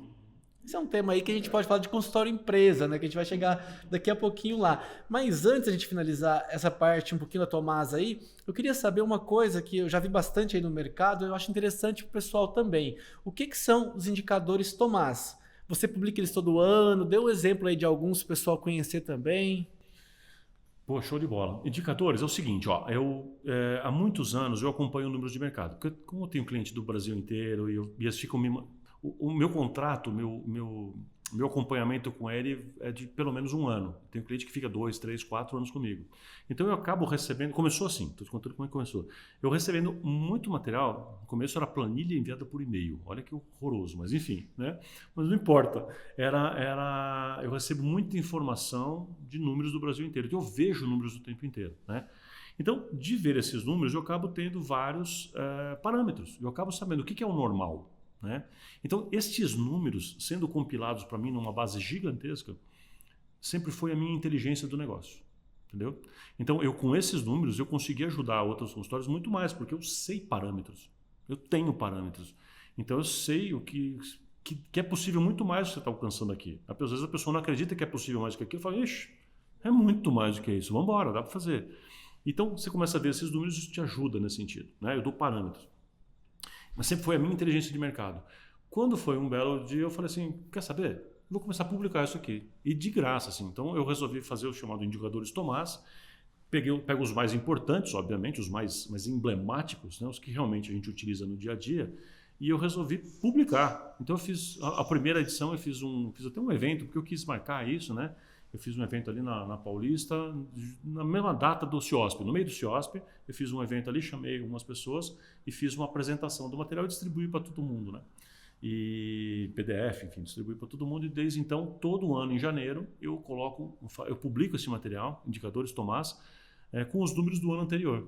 Então, que números, por exemplo? Assim, qual é o faturamento médio por cadeira, né, por um consultório que trabalha com o público C e D e para um A1 e para um AB, faltas, lucratividade, o que as pessoas mais preferem em sala de espera, por exemplo, o que elas mais consomem em sala de espera, quantidade de horas utilizadas para sei lá o quê, para biossegurança. Então, assim, eu pego um monte de números e publico esses números para que as pessoas possam ter parâmetros. E esses números são clientes da Tomás? Você pega no mercado? Então, aí hoje em dia já é o seguinte, eu tenho alguns que são clientes da Tomás, né? Mas eu procuro pegar uma amostra de pessoas que não têm necessariamente... porque senão fica uma amostra viciada, de só pessoas que já aprenderam comigo e tal. Não, então as clínicas que fornecem essas informações, que eu não lembro agora de cabeça, mas acho que são, sei lá, 480 e pouco, se não estou enganado agora, que elas fornecem esses números, elas não são necessariamente, e eu fico trocando algumas para sempre estar oxigenando essa carteira com gente nova, ou seja, tá? Então as pessoas às vezes falam assim, eu quero participar disso. Então ela entra, eu mostro para ela como é que ela faz um acordo comigo nisso, ela tem um parâmetro de informações, ela começa a me mandar aquela informação, né? Algumas me liberam para alguém da minha equipe, login e senha de um sistema onde a gente pega direto o número de lá. Então a gente fica acompanhando. Então mensalmente a gente vai fazendo uma curva daquilo e vê o que está acontecendo. Isso é legal poder auditar, né? Ter confiança mesmo. Mas conta pra gente aí uns 2, 3 indicadores. Você falou aí alguns bem interessantes, né? Faturamento por cadeira, índice de falta. O que você pode compartilhar aí do Vamos último? Lá. Faturamento por cadeira eu vou te falar qual o número, na verdade, é a moda. Ou seja, é o mais comum, né? Tem alguns números que são média, alguns são moda, alguns são mínimo, alguns são máximo, então depende qual é o indicador. Mas, então, por exemplo, faturamento por cadeira para um consultório médio, normal no Brasil, um consultório com um público A e B, por volta de 27, 28 mil reais. Isso até o ano anterior. Faturamento bruto mensal. Faturamento bruto mensal. Caixa, receita, dinheiro que entrou efetivamente. Tá? Não é venda, é dinheiro que efetivamente entrou. Então, assim, se tem alguém que tá ouvindo a gente aqui, fala assim, poxa, agora, né? Não daqui a sei lá quantos anos, agora. E está dizendo, poxa, mas o meu consultório não entra 25 mil por mês aqui. Bom, então tem alguma coisa errada. Eu estou afirmando. O que pode estar errado? Eu só trabalho meio período. Pronto, já encontramos um. Né? Ou eu trabalho o tempo inteiro, está lotado, então talvez seja o preço errado. Talvez seja fazendo 8 horas cada restauração. Produtividade, ou seja, alguma coisa tem. Mas você falou, Plínio, que não é média, esse dado é uma moda, né? Não é que é o modismo, que é uma modinha, não. Não. Explica pra gente melhor o que seria a moda, então, desse valor. Esse é o termo estatístico, né? Nem todo mundo entende disso. Média, acho que todo mundo sabe o que é média. Moda é o mais comum.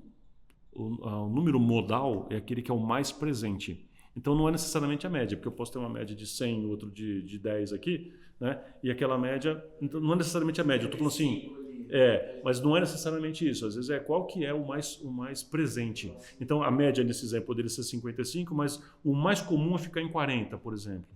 Embora a média seja aquela, o mais comum é em 40, porque tem alguns que puxaram para cima, que deu aquela média, entende? É isso. Então moda é o número mais comum de ver. Que no caso para uma cadeira, então, público AB estaria em torno aí de 27 mil reais em 2019. C e D por volta de 25, 24, 25. É bem próximo também, né? Bem próximo. Eu vejo muitas franquias, e 35 para o A1. 35? 35 para o A1. Para o A1, uma cadeira. Só que assim, esse 35 eu te falo assim, da média das pessoas que tem, da média da moda, de um modo geral no Brasil. Mas tem lugares do Brasil que tem diferenças. Por exemplo, o faturamento médio por cadeira, esse exemplo, o mesmo indicador, no Centro-Oeste é mais alto que o Brasil. Então, cara, Goiânia, Brasília é maior. É maior do que a média do país. Puxa Sabe tudo que pra dado cima. que eu fui ver esses dias, Plínio? O índice de mortalidade do Covid nas regiões. E se você está, por exemplo, na região sudeste, você tem 25% a mais de chance de não morrer.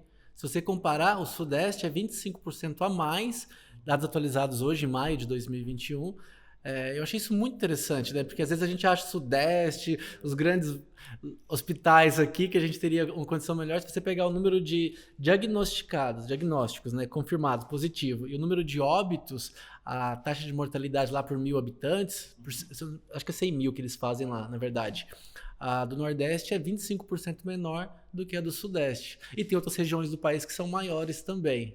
Esse é um dado aí para a gente levar em consideração aí quando a gente faz algumas análises aí do país, do Centro-Oeste. Essa pesquisa, por exemplo, eu publico com essa divisão de A1, AB e C e D, né? Geralmente com essa divisão, e por região. Eu vou precisar agora que você explique para o pessoal, viu? Eu sei que essa é uma classificação difícil, muda muito, mas como que a gente pode ter uma visão? O que é A1, B, C, D hoje no Brasil?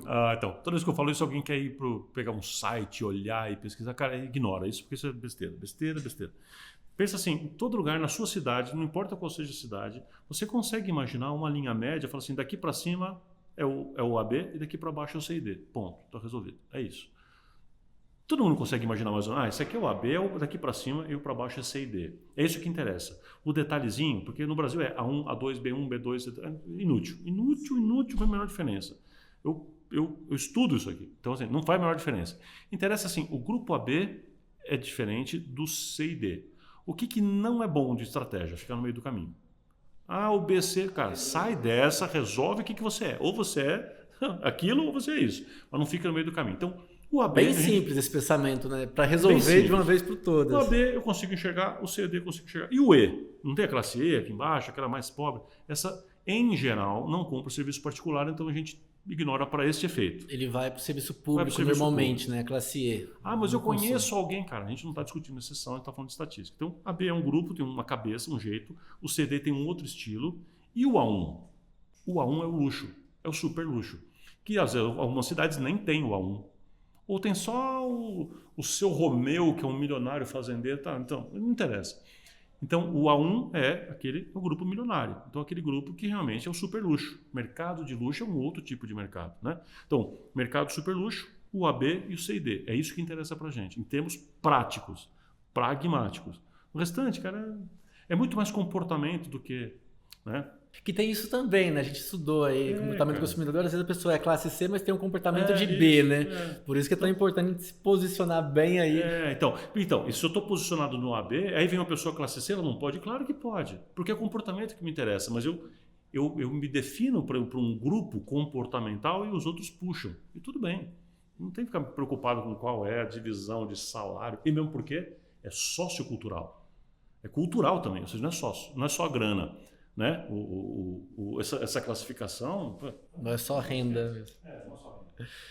Eu te conheci através de uma palestra, um curso, né? Mantivemos contato, estive aí em alguns eventos com você no CIOSP, como a gente até falou aqui já desse evento aí de São Paulo, que é um dos maiores congressos da odontologia mundial. Depois a gente, em 2013, participou do DMM, que foi o Dental Market Meeting, que era um evento que a Inova realizou aí até 2016. Você participou também numa edição no Uruguai. E a gente foi mantendo esse contato aí, se aproximando, né? Eu sempre falo, mesmo aqui hoje, por estar gravando esse podcast, eu vou acabar saindo daqui influenciado de alguma forma, algumas ideias aqui de colocar em prática, quem sabe participar do desafio. Eu tô aqui, eu tô meio quente, eu tô ali um lead qualificado nesse momento. Boa. Mas eu queria saber, e para o futuro, o que vem de novidades por aí? Como que você enxerga o mercado, o mundo pós-pandemia, próximos 5 anos?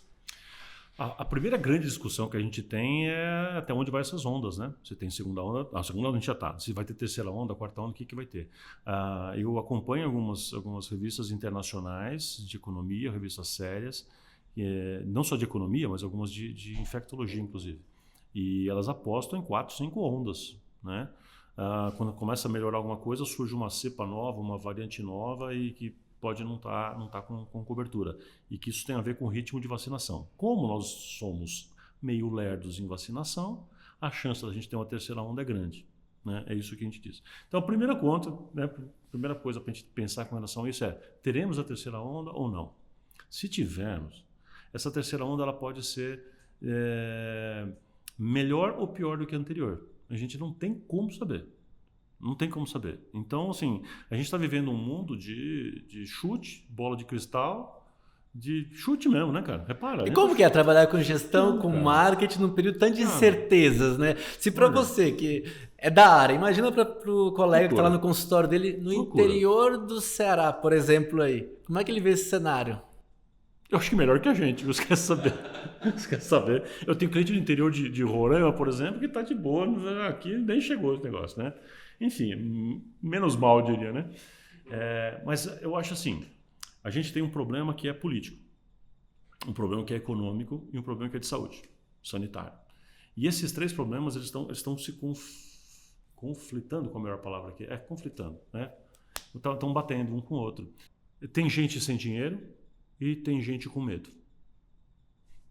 Então, pode ser que você que está ouvindo a gente, né? A pessoa lá está numa cidade, eu quero um dentista numa cidade turística. Cidade turística, por uma série de razões, parou de ter turismo. Então, a cidade economicamente faliu. Se a cidade não tem grana, então as pessoas não estão indo no consultório porque não tem grana. Tem cidade que está bombando de ganhar dinheiro, porque é uma cidade industrial que fabrica coisas que aumentaram a produção. Então, os caras estão nadando no dinheiro. E o agronegócio no Brasil também, né? Que eu vejo vários lugares aí, o agronegócio sustentou ano passado. Esperamos continue agora também. Tem lugar, tem mercado. Vou dar um exemplo assim, sei lá, você pega... Vou pegar de um estado só, deixa eu pegar aqui. Caldas Novas, turística, compara com Anápolis, que é industrial. Estou pegando as duas de Goiás, por exemplo, só para dar um exemplo. Cara, uma é turística e teve um problema absurdo de volume de turistas. Parou a cidade. Então, cara, quebrou todo mundo, um horror. Então, eu tenho classe C, então a pessoa que era garçom, que não sei o que, não tem mais dinheiro, está desempregado, tem que segurar. Então, o problema da demanda que acontece no consultório, nesse caso, é grana. Na outra, você pega a Anápolis, está todo mundo com grana para caramba, mas o cara não tem tempo. Porque as pessoas estão todas fazendo hora extra, fazendo não sei o quê, entendeu? Né? Então, isso é lá do grana. Grana barra tempo. Do outro lado é medo. Então, você tem pessoas que às vezes têm dinheiro, mas tem medo. Não vai. Você, entendeu? Tem gente que não tem medo, mas não tem dinheiro. Também não vai. Então, você gera uma situação que cada um de nós tem que prestar atenção. Assim, o meu público-alvo está vivendo tipicamente que mercado? Que situação que eu estou no meu mercado? Então, o que eu posso falar aqui, que eu posso dizer, qualquer tipo de sugestão que eu venha a falar, não vai funcionar de uma forma linear.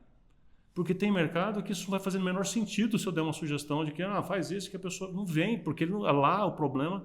o meu cliente típico como eu falei, é garçom de uma área... E nesse não cenário vai vir, todo, cara. a vacina ela faria muita diferença. Faria. Você já se vacinou, Plínio? Já, cara. Aê! Parabéns. Profissional da saúde, a gente cartela lá. Eu ainda não cheguei lá, viu? Ainda não tô na fase, não. Tava querendo descobrir sua Profissional idade. da saúde acima de 50. Tem que servir pra alguma coisa fazer 50. Já tomou as 2 doses? Tomei. Tá. Anteontem. Não, anteontem foi semana passada. Muito bom. A gente fica feliz, né? A gente espera, né? Hoje, eu não lembro agora dos números, mas deve estar próximo aí de 15 milhões de brasileiros que tomaram as 2 doses hoje, né? Tomei. Mas logo a gente acabei de saber que eu estava com uma viagem prevista para a Itália que a gente desmarcou, né? Mas a gente está no sonho ainda. Que agora a Europa não vai aceitar Coronavac. Ele fala, muito bom. Estão discutindo esse passaporte. A AstraZeneca estaria no passaporte, que eles estão criando passaporte verde, né? De vacinados para viajar. Então, mas tem uma possibilidade, sim, ainda está em discussão da Coronavac. Eu acho que no fim vai acabar. Será que vai? Liberando, sim. Espero também. Eu vi que, olha, você falou várias coisas aí. Ontem, o governador da Flórida, ele emitiu um decreto eliminando todas as restrições de Covid. A partir de 1º de julho, já vai diminuir tudo. Nada de distanciamento, sem máscara. Inclusive para estrangeiro? Ou seja, geral? Para quem estiver lá. Dentro da Flórida. Eu ia falar Califórnia, não, dentro da Flórida. Achei bem interessante. E por outro lado, ontem também, o secretário do Estado de Saúde aqui de São Paulo, ele estava falando da terceira onda que deve vir em breve, provavelmente em agosto. Eu gosto muito de estatística, de número, de gráfico, né? E eu sou muito otimista, né? Eu fico na esperança de que, igual essa segunda onda que nós tivemos, que não seja, né? Que não precisamos mais uma vez fechar tudo, né? A gente fica numa insegurança aí de mercado. Foi uma coisa que eu nunca pensei que a gente passaria por isso, de difícil, assim. E leva a outra pergunta, Plínio. Para você, qual que foi o maior desafio profissional que você enfrentou? Cara, esse acho que foi um deles, vou te falar, né? Eu tive alguns na vida. Bom, vou te contar de um deles. Um deles foi um momento difícil, na verdade, da minha empresa. Vou confessar, vou contar uma história aqui. Eu falei que durante um bom tempo eu ficava em paralelo como executivo de empresas e tinha a minha em paralelo aqui, né? Tá. A empresa estava grande, a gente tinha praticamente um andar inteiro na Vila Paulista no nosso escritório. Eu falo praticamente um andar inteiro porque a gente tinha realmente meio andar aqui e meio aqui. Então, que raiva, não dava para ser um andar inteiro, mas era meio aqui e meio aqui. Enfim, e a gente estava muito bem, etc, etc, mas eu tinha uma atividade fora como executivo de uma outra empresa, né? Eu era um diretor comercial de uma empresa de saúde. Aquele momento a empresa estava crescendo tanto, pra você ter uma ideia, para você ter esse tamanho já ali, funcionários e tal, que eu precisei sair. O que aconteceu? O que eu percebi naquele momento, e esse, respondendo a sua pergunta, foi o meu maior desafio. Assim que eu saí, falei, vou me dedicar agora à minha própria empresa full time, né? Foi aquele momento onde eu fiz, agora acabou, é a Tomás para sempre, daqui para frente. Isso foi 2010, né? Falei assim, agora eu virei a chave e vou ficar exclusivamente aqui. Ou seja, metade da minha história eu tinha um paralelo ali, naquela metade para frente eu me dediquei já sozinho. Isso foi 2010. O que eu descobri ali? Olha que coisa. Que a minha precificação estava errada, a minha margem, ou seja, eu trabalhava no lucro presumido se presume 32%, mas na verdade eu tinha 18%, ou seja, pagando muito mais imposto que eu deveria. 2, eu conforme voltei para a minha empresa, eu tinha que receber só da empresa agora, não tinha mais o outro lastro. E com esse problema inicial, eu gerei o segundo, que eu não tinha condição de ter o mesmo tipo de retirada, eu tive que ter um valor muito menor para poder fazer a coisa acontecer. O que dá uma chacoalhada em várias outras coisas, né? 3, eu tinha mais funcionário do que precisava fazendo a mesma coisa. Ou seja, eu acabei não percebendo que tinha baixa produtividade, porque eu não acompanhava todo dia. Então, tinha uma baixíssima produtividade de alguma coisa, eu tinha mais pessoas fazendo que, de verdade, tranquilamente, não sem nenhum exagero, sem querer apertar, que uma pessoa podia fazer, eu tinha 3. E eu não precisava da estrutura com 2 andares. Ou seja, aqui e aqui, as 2 metades. Eu não precisava de tudo aquilo. E o pior de todos, a empresa não tinha mais a minha cara. Esse era o pior de todos. O pior de todos. O que significa isso? Porque como era boa parte da minha equipe fazia um acompanhamento direto com o cliente, o resultado era sempre eu que fazia diagnóstico, eu que dava o veredito, eu que dizia o que para fazer nos relatórios, sempre. Mas o contato do dia a dia não era. Então tinha um monte de coisa que era feita, o jeito de fazer, e fala que não era a minha cara. Eu não me reconhecia na minha própria empresa, que tinha meu nome. Cara, mas aquilo... Então, somou? E mais uma coisa somou. Cara, eu falava como foram as coisas. Estou te contando, você pediu qual é o maior desafio, esse foi o maior. Tudo ao mesmo tempo. Isso é um espaço de... Não chegou a um ano. Tudo que eu estou falando é um espaço de um ano. 8 meses. Os 2 contratos eram contratos por tempo determinado e venceram, iam renovar. Um deles, era mais ou menos assim, estava falando números redondos. Um deles eu pagava... daquele meio andar, acho que R$ 2.800 por mês, mais ou menos. O condomínio era super alto, mas enfim, mudou para 5.800. E o outro, mesma coisa, para 6.000. Foi um boom na Paulista e tal. Cara, juntando tudo isso com essa renovação, não faria o menor sentido, né? Cara, mas eu surtei. O que significa surtei? Eu demiti todos os funcionários, não ficou nenhum. Mas aquele lá de estimação, não, todos.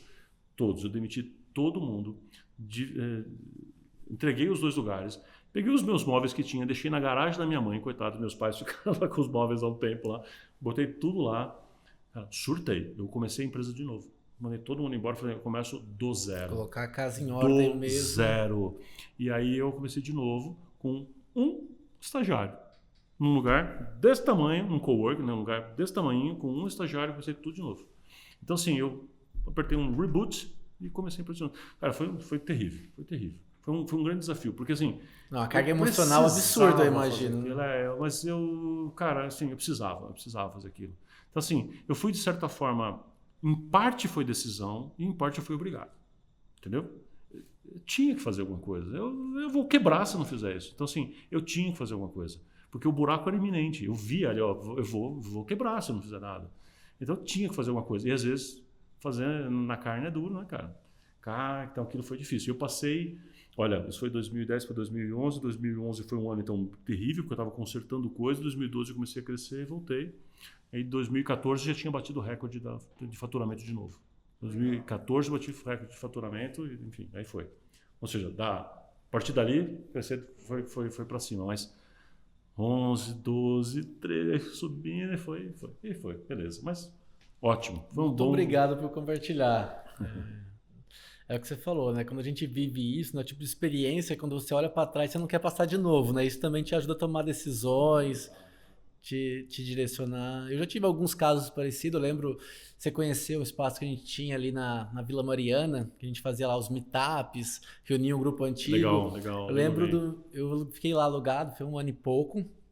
O último dia lá à noite, a gente fez um meetup, eu não lembro se foi numa quinta-feira, a gente fez um meetup lá.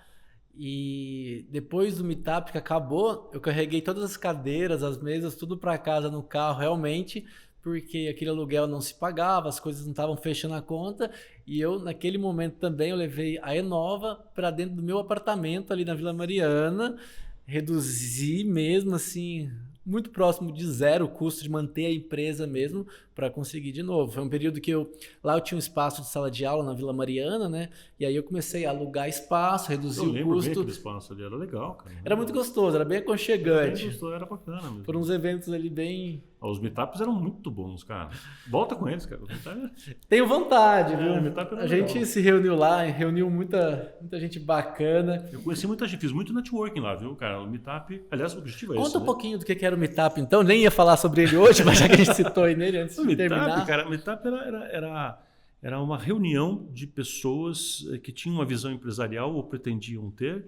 Era uma reunião de networking mesmo, era para as pessoas se conhecerem, para as pessoas se trocarem informações, figurinhas, aprender um com o outro e construir relacionamento, né? Era literalmente um exercício de networking. Eu conheci muita gente, você indicou muita gente para participar, clientes. É verdade. A dona Zaira, da assessoria, pessoal de franquias. Eu conheci bastante gente lá também. Cara, foi bem legal. Eu indiquei bastante gente e conheci bastante gente lá também. Tem algumas dessas pessoas que até hoje seguem, participam até de desafios, já, enfim. Bacana. Eu acho que é legal. Eu gosto dessas coisas. Eu acho que é importante esse tipo de troca, né? Enfim. Estamos chegando ao fim já. A gente tem um ritual aqui antes de terminar de passar uma dica de livro pro pessoal, um livro que você recomende aí. Esses são trocentos, mas vamos lá. Que eu até comentei com você que eu gosto muito, é o Mito do Empreendedor, Michael Gerber. Por que eu gosto dele? Porque ele fala a diferença de que uma coisa é eu ser um bom prestador de serviço de alguma coisa, a outra coisa é ser um bom profissional. E eu faço essa metáfora desde que eu me conheço por gente, que eu falo, ser pizzaiolo é uma coisa, ser dono da pizzaria é outra. E é a mesma coisa que ele fala, né?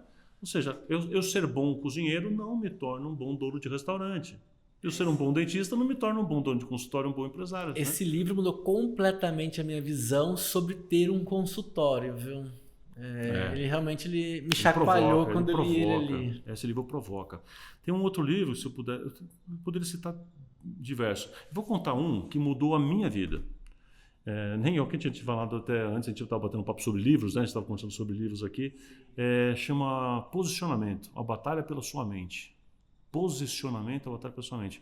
Do Ulrich e Jack Trout. Ulrich e Jack Trout. Eu tive a oportunidade de assistir uma aula ao vivo, uma aula com o Ulrich, cara. Genial esse cara. O Ulrich tem um outro livro chamado As 22 Leis do Marketing, que talvez você conheça. Mas enfim, o posicionamento, esse livro, ele fala o quê? Que a gente tem que ficar se preocupando com características do serviço ou do produto. Porque não é aí que acontece a decisão. A decisão do nosso cliente acontece na mente. É percepção. É uma batalha de percepções. Então, posicionamento é como que eu sou conhecido, como que eu sou adjetivado, como que eu sou entendido. Cara, e aí eles traçam é fantástico esse livro, fantástico. E eu tive acesso a esse livro Em 95 ou 96, eu estava assim, com um pouco. Mas já estava fazendo SPM, eu entrei em 95 na SPM. E foi lá que me apresentaram o conceito posicionamento e eu li esse livro. E foi assim, cara. Ó, esse livro foi um dos que me marcou que nada. Cara, há muito tempo, não é a característica do meu implante, da minha resina, que vai fazer alguma diferença. Não faz nenhuma diferença isso. Isso é a cabeça dentistoide que pensa isso. Para o cliente, é quem faz, é o profissional. Né? Eu quero a pessoa que é capaz de pegar o mesmo... Se eu pegar aqui a toxina botulínica, pegar os materiais e tudo e colocar na mão de um Zé Ruela ou colocar na sua mão, para o paciente é completamente diferente. Porque não é isso que interessa. Não é, mas a minha toxina é melhor que a... Não interessa. Eu quero saber na mão de quem que está. É percepção. Então, e eu entendi isso, cara, em 95, 96, quando eu li esse livro. Então, um livro assim, cara, que eu quero recomendar é esse. Posicionamento, a batalha pela sua mente. Muito obrigado. O pessoal recomenda, esse eu não li ainda e já vai entrar na minha lista também. É um livro antigo, foi escrito em 70 e pouco, mas o conceito é esse. O conceito, para mim, foi muito importante. Tem um insight, né? Aquilo que a gente pensa sobre aquilo que a gente está lendo, tendo de informação, é o que faz toda a diferença, né? A pergunta que você faz sobre o que você está recebendo aí. E eu sei que você é uma pessoa muito culta, gosta aí de ler, de assistir série. Recomenda uma série pra gente também? Putz, séries. Série tem... Deixa eu ver o que eu posso recomendar de série bacana. Bom, eu sou fanático por The Walking Dead, que agora tá voltando agora e tal. Tem uma série que eu gosto muito, mas aí não tem nada a ver com empreendedorismo, que chama This Is Us. Vou recomendar essa daí. This Is Us fala sobre comportamento humano da família, de uma família. É muito legal. É muito legal. Esse eu viciei, virou minha novela lá, né? Nossa, a gente assiste junto. É muito legal. Tem um, agora, esse eu quis falar só assim em geral. Agora tem um de negócios que esse eu recomendo para todos os meus mentorados. Eu quase que obrigo. É lição de casa, tem que ler e apresentar para o tio. Chama O Sócio. O Sócio, Marcos Lemonis. Ele passa na The History Channel. Né? O Sócio. O original chama The Profit.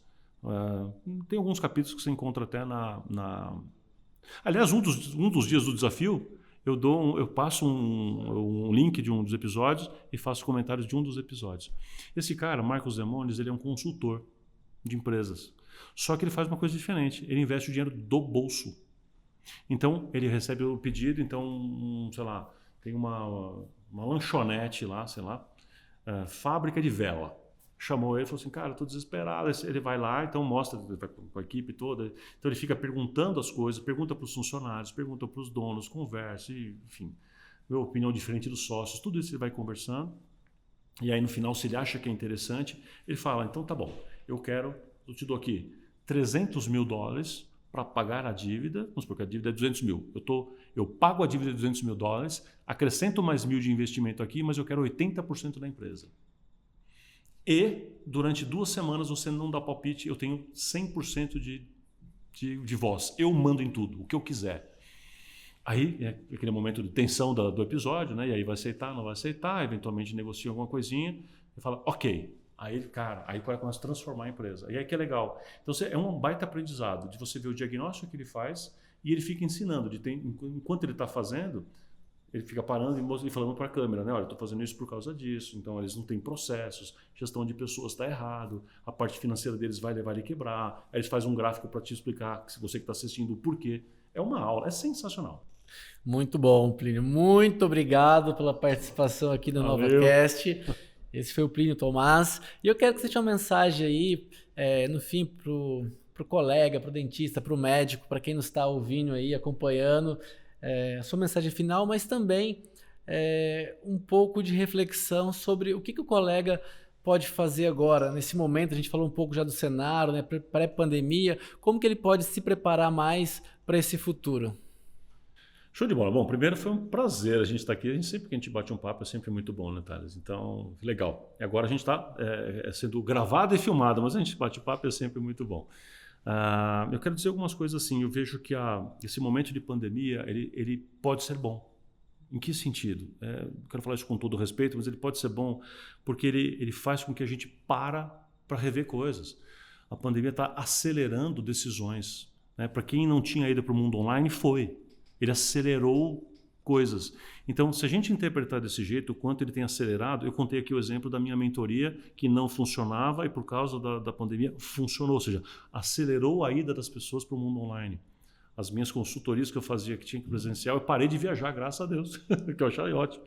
Então, eu quero fazer esse comentário assim, para que todo mundo que está ouvindo a gente, vê a gente, assim, faz uma releitura das coisas que você já conseguiu modificar.